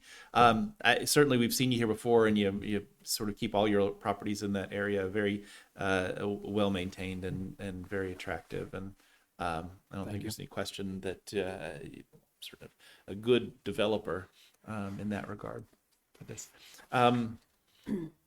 Knowing that it would take more site plan review, is there any benefit or any interest in these 2 residential buildings being sort of consolidated into one structure rather than being separated like they are, or are they better off being separated? I guess I'll address that. I'm not a parking flow engineer or whatever. But as far as making, it's a flow going around the buildings and in between the 2. I don't think you could make it a dead end. If you pulled that building forward and made the loop around the whole set of buildings, you'd be very close to the 40-foot drop off in the back that goes down to the river. So I think keeping them a separate unit is really the better. How many square feet would each of the apartments in that back building be? plan, Roughly. yeah, I think they were right around 700 square feet each, Okay. you know, because it's a two-story structure, which there is now. So does that turn out to be one bedroom at 700 square feet? or- Yeah, the design I had was a one bedroom and basically like an office, you know, Yeah. on the second floor. It wasn't really a full bedroom Okay. for a second bedroom. Sounds good. There's no changes to the drainage on the site or any of those kinds of issues or changes to lighting? There is not. No. Have there been any issues or problems with the way the property performs from a drainage standpoint or water standpoint? Not on my behalf. No. It flows onto your Yeah. next door property, right? Well, yeah, I mean, actually, this parcel is actually pretty flat. You know, there's the grass strip on the flower shop side that, you know, I own, I don't know, was that 3 or 4 feet or something over there on that side, and things like that. And then the rest of it kind of flows towards the back, you know, towards, you know, where the river is, you know, over the hill. So 4 Railroad Avenue is the flower shop? Yes, it is. Yep. Okay. What do you do with snow on the property?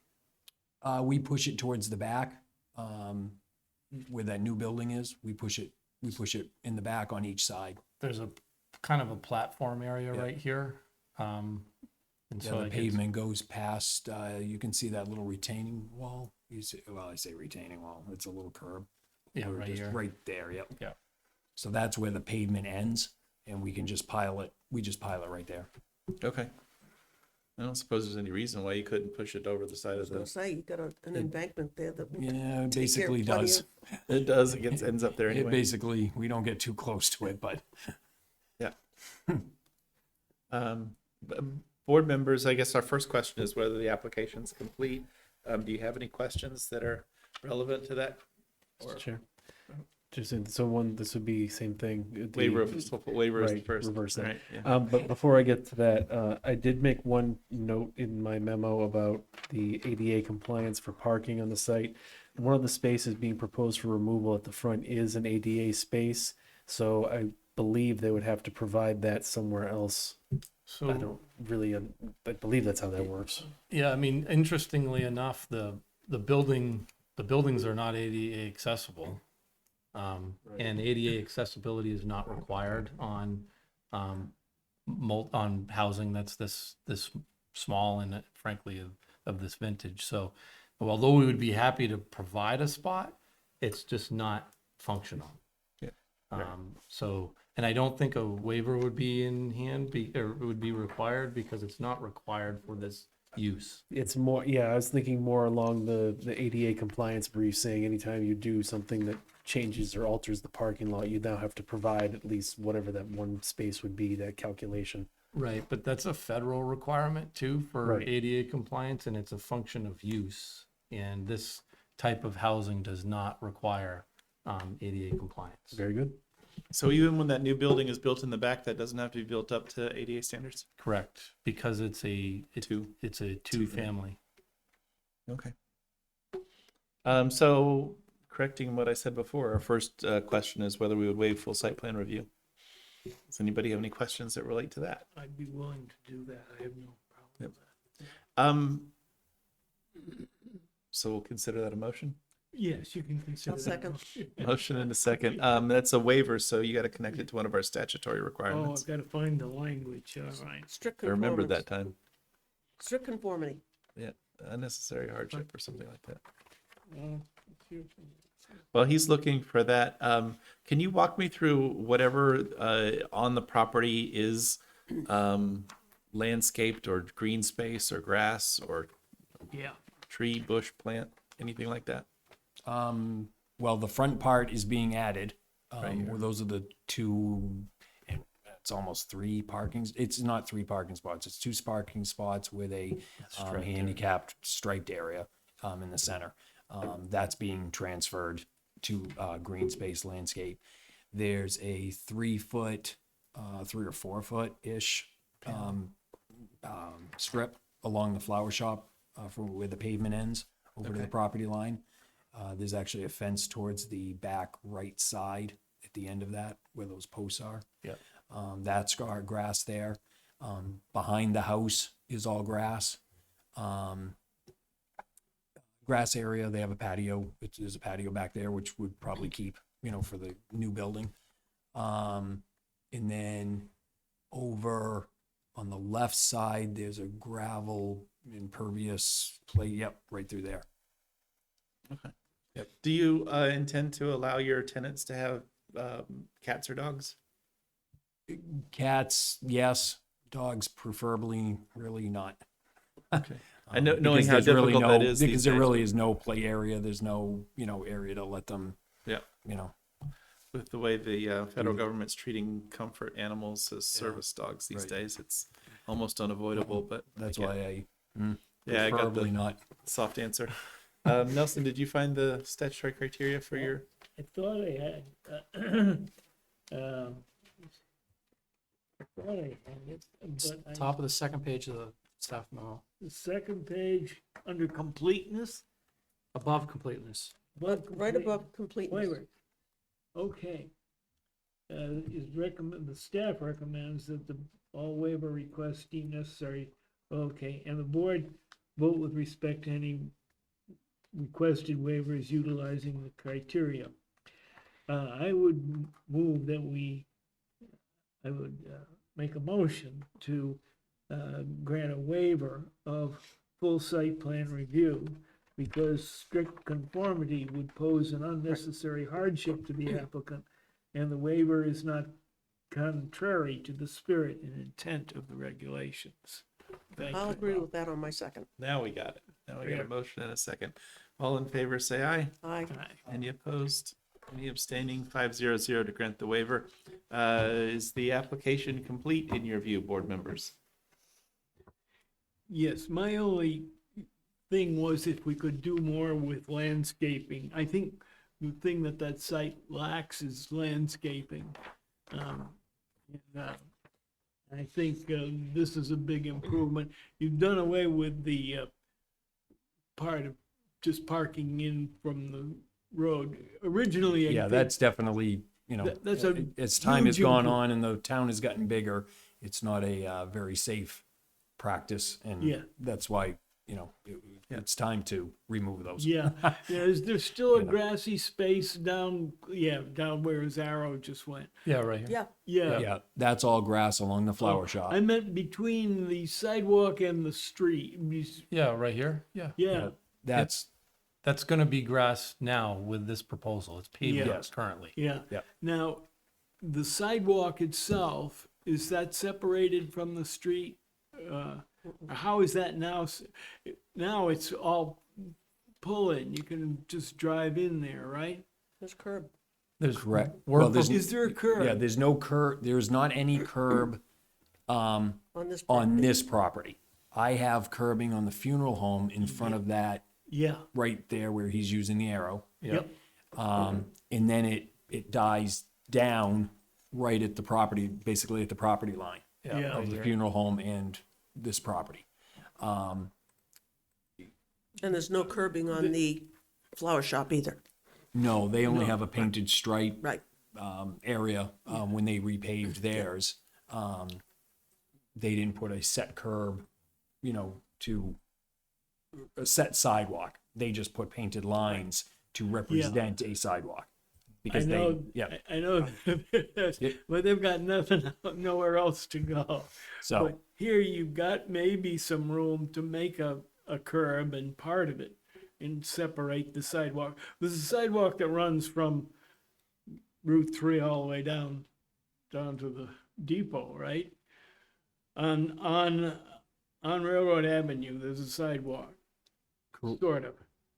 yes, past the flower shop, there from the flower, yes, in front of the house, past the flower shop, it does start a designated curbed sidewalk. Okay, It doesn't show, then the come- next building doesn't show on this property, but on this drawing. And there is a designated curb in front of your property, in front of the funeral home, Correct, right? correct. So can we do something to make part of this have a curb, or is that not? I mean, if I think, I guess, if you wanted a designated sidewalk, I think the best thing would be to bring the walkway from my building out to the sidewalk, rather than having two walkways beside each other. So what you're So suggesting? where that dot is, where you're- it says proposed pavement to be saw cut So out. we would, I think what Nelson is suggesting is that this section here to the start of this parking Yeah, would be curbed here. yeah, And then you would take the curbing on the front and run it out Yep. to the other side of the sidewalk, and you would create a curb here. I just am Right. trying to recall the what only- the drainage is like through there. I mean, the only Yeah. thing, I don't have an issue with in front of the building, but doing a set, and I can do the stripe lines like the flower shop did, but doing it where that's the wording within reason, in front of the wording where stop sign is, that would make plowing that area very difficult. Because you've got a dead end there. The Otherwise, side- otherwise we're plowing snow onto the lawn area of the funeral home, or trying to in order to try to get that snow pushed out back. The sidewalk in front of the flower shop is not curbed. that's right. And the house just beyond that, so it would be 4 is the flower shop, it would be 6 Railroad Ave, is also not curbed. Correct. The curbing doesn't start until the one that's That's what kind of he on the said corner. already. Yeah, Right. We could, I think, Mark, and correct me if I'm wrong, but you'd be willing to run this curbing out Correct. and do I could do a like- raised like a curb, little granite curb, raised like yeah, the section funeral home right has. there. yeah, But over where the stop sign wording is, as far as for plowing purposes, and that would that really become, that's hard, yeah, you know, for plowing purposes to try to get the snow, because we honestly clean that whole area in front of the funeral home, even before the town gets there, a lot of the times. And we're pulling the snow from what we call the V out in the front, and we push it down and through there. yeah. So that section, as far as You don't want to curb. practicality wise, it really, I mean, I'll put lines there, you know, to like an extension, and people don't park there, so it's not like they block it. But yeah, that would really be a difficult, Yeah. where that stop sign wording is, in front of the building. I think don't have a- curbing in front of the grassy area that you're putting there would Correct. be sufficient. Yep, Yeah, that I and- don't have a problem with. And I that think it would would look nice. actually, and that would increase the green space too, Yes, Yep. because there's a extra paved area there that would be absorbed into Yeah. some landscaping. Yeah. So I think that would hopefully be a good compromise. good. I like it. Thank Okay. you. We were in the middle of a motion or looking for a motion to determine the application's complete. I will so move. I thought I. We waived full site plan review, but we Oh, didn't do okay. completeness. I'll second. Okay. Motion and a second to determine the application's complete. All in favor, say aye. Aye. Any opposed? Any abstaining? 500. Okay. The application generally, discussion for the applicant. Are there any abutters or interested citizens who wish to weigh in Doesn't look on the like it. proposal? I see none. What was the recommendation of staff in their memo? For disposition, Conditional approval. additional approval. What is the will of the board? I will make a motion. You want to do it? I can do it. I'll read it. Okay. I make a motion to find that with the granted waiver and the recommended conditions of approval, the site plan meets all applicable regulatory requirements necessary, and further to grant conditional final approval to the site plan subject to the recommended conditions of approval presented in the staff memo dated March 2nd, 2023. Second? With the addition of the curbing that we talked about a few minutes ago. Correct. Okay. Further discussion? All in favor, say aye. Aye. Aye. Any opposed? Any abstaining? 500. Thank Thank you you very much. Thank you, Good improvement. Thank you. thank Yeah. you. Absolutely. You're be- Okay. You're becoming or you're acquiring a different occupation. Landowner. Item 9 on our agenda is discussion and possible action regarding other items of concern. Does anyone have any items of concern they wish to discuss?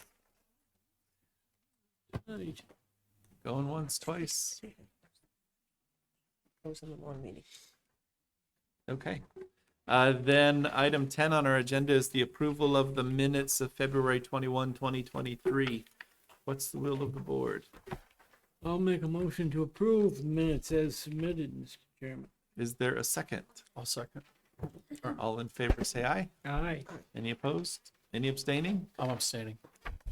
401 to approve the minutes of February 21, 2023. That completes the business on our agenda. Is there a motion to adjourn? Motion and second. Whichever way you want to record them, Robert. All in favor, say aye. Aye. Any opposed? Any abstaining? 500 to adjourn. Thank you all very much. Don't forget to turn your microphones off.